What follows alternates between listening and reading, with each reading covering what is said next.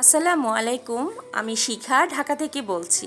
আমার চ্যানেল শিখা সমটেলসে আপনাদের সবাইকে স্বাগত জানাই। মেয়েদের স্কুলে দিতে গিয়েছিলাম, তো ওদের স্কুলে দিয়ে আমি হাঁটতে হাঁটতেই ফিরছিলাম। ওয়েদার বেশ ভালো ছিল। ছোট মেয়ের জন্য বেশিরভাগ সময়ই আমার স্কুলে বসে থাকতে হয়, আর একটানা 3 ঘন্টার সময় বসে থাকা খুবই কষ্টকর হয়ে যায়, যে কারণে আমরা গার্ডিয়ানরা মাঝে মাঝে এদিকে হাঁটতে বের হই। আজকে বাসায় একটু প্রয়োজনীয় কাজ ছিল, আর আমি সকালের ছুটাছুটিতে নাস্তাও করতে পারিনি, যে কারণেই বাসায় চলে এসেছি যে নাস্তা করে কাজ শেষ করে যদি পারি একটু টুকিটাকি বাসার কাজ গুছিয়ে রেখে আবার স্কুলে যাব। আমি বাসায় এসে অফ ক্যামেরায় বেশ কিছু টুকিটাকি কাজ কিন্তু গুছিয়ে নিয়েছি, আর এখন লিভিং রুমে এসেছি, লিভিং রুমটা গুছিয়ে নেব। কুশন কভারগুলো পরিষ্কার করতে হবে, তো কুশন কভারগুলো চেঞ্জ করে নিচ্ছি।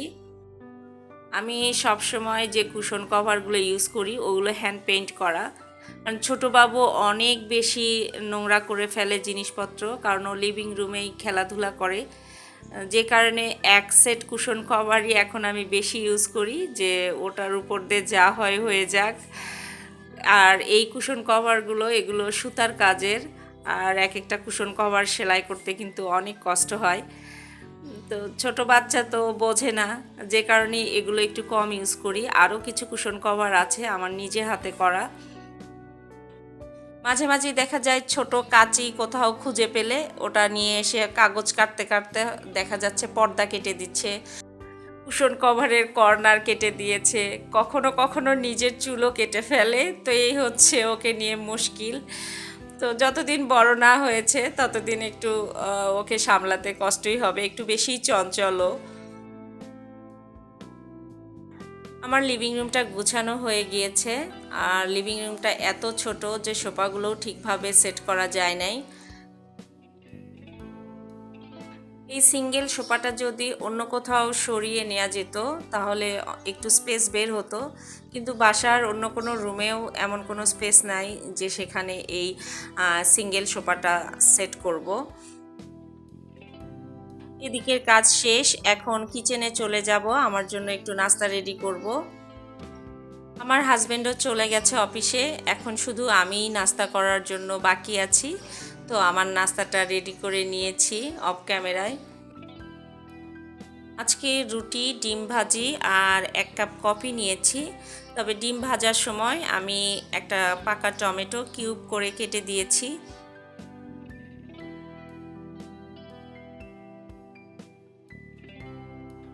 নাস্তা নিয়ে লিভিং রুমে চলে এসেছি, ভাবছিলাম এখানে বসে নাস্তা করি আর একটুখানি টিভির সংবাদ দেখার চেষ্টা করি। অন্য সময় তো টিভি অনই করতে পারি না, মানে আমার কোনো চ্যানেলই দেখতে পারি না।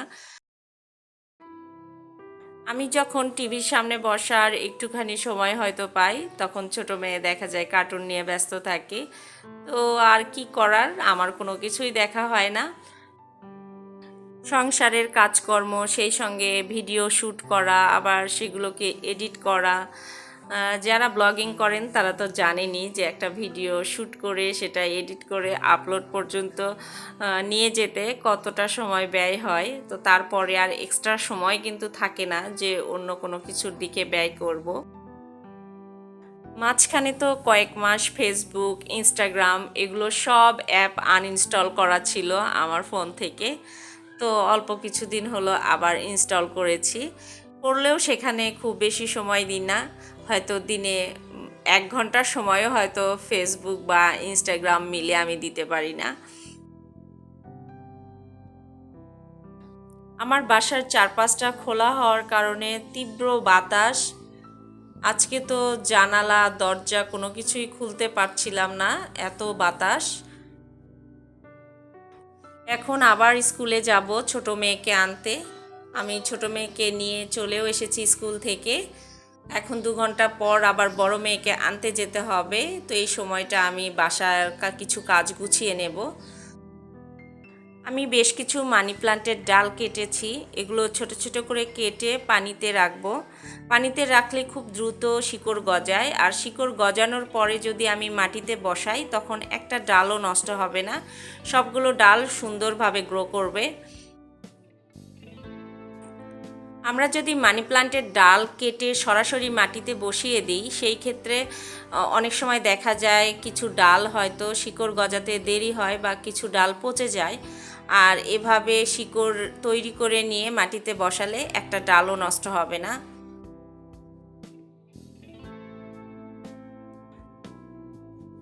আমার কাছে বেশ কিছু সাদা পাথর আছে কুচি কুচি, ওই পাথরগুলো আমি এখানে দিয়ে নিচ্ছি, তাহলে ডালগুলো খুব সুন্দরভাবে সেট হয়ে থাকবে। আর এই গ্লাস জারেও কিছু পাথর কুচি দিয়ে নিচ্ছি। এই গ্লাস জারটাতে আগে আমি মানি প্লান্ট রাখতাম, এখন আর রাখি না।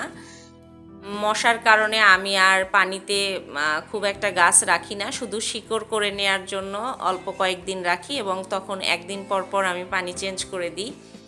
তো আমি এই গ্লাস জারটা এখন মার্বেল, কুচি কুচি সাদা পাথর আর একটা আর্টিফিশিয়াল প্লান্ট দিয়ে সাজিয়ে নিচ্ছি। এটা মূলত অ্যাকুরিয়ামেই থাকতো এই পাথরগুলা, তো আমার ওই মাছের অ্যাকুরিয়ামটা এখন ফাঁকা, তো যে কারণে এই গ্লাস জারটাকে আমি ডেকোরেশন করে নিলাম। আর এই ফ্রিজের উপরের ডেকোরেশনটাও একটু চেঞ্জ করে নিচ্ছি। আমি সব সময় ডেকোরেশন করতে পছন্দ করি, সেটা যে কোনো জিনিস, কিন্তু আমার দুর্ভাগ্য যে সামর্থ্য থাকা সত্ত্বেও আমার সংসারে অনেক কিছুই নেই, কি আর করব। তো এই হচ্ছে আমার এই ফ্রিজের উপরের ফাইনাল লুকটা। আমার মাটির জিনিসপত্র খুবই ভালো লাগে। মাঝে মাঝে ভাবি যদি কখনো স্থায়ীভাবে কোথাও আমার থাকা হয়, তখন বাসার কোনো একটা কর্নার মাটির জিনিসপত্র দিয়েই আমি ডেকোরেশন করব। এখন কিচেনে চলে এসেছি, কিচেনেও একটু টুকিটাকি গুছানোর কাজ আছে, এগুলো করে নিয়ে আবার বড় মেয়েকে আনতেও যেতে হবে। তো বড় মেয়েকে নিয়ে এসে রেখে তারপর আমি দুপুরের রান্না শুরু করব। তো রান্নার জিনিসপত্রগুলো একটু গুছিয়ে নিব যতটুকু পারি। এখানে কিছু বাকরখানি আছে, তো এগুলো এই গ্লাস জারটাতে রিফিল করব। আমার বড় মেয়ে বাকরখানি খুব পছন্দ করে, কিন্তু তারপরেও এই বাকরখানিটা ও খুব একটা খাচ্ছে না। ও যে বাকরখানিটা পছন্দ করত সেটার মতো টেস্ট এটার না। ওর বাবা পুরান ঢাকা থেকে কিছু বাকরখানি নিয়ে এসেছিল এর আগে, তো ওগুলো ও বেশ পছন্দ করেছিল। আসলে পুরান ঢাকার খাবার মানেই তো আলাদা টেস্ট, পুরান ঢাকা তো খাবারের জন্যই বিখ্যাত। আমার রিফিল করার কাজ হয়ে গিয়েছে, তো ক্যাবিনেটের উপরের অংশটা একটু ক্লিন করে নিই। আমার এখানে কাউন্টার টপ না থাকার কারণে এই ক্যাবিনেটের উপরের অংশটাই আমার কাউন্টার টপের মতো ইউজ করতে হয়।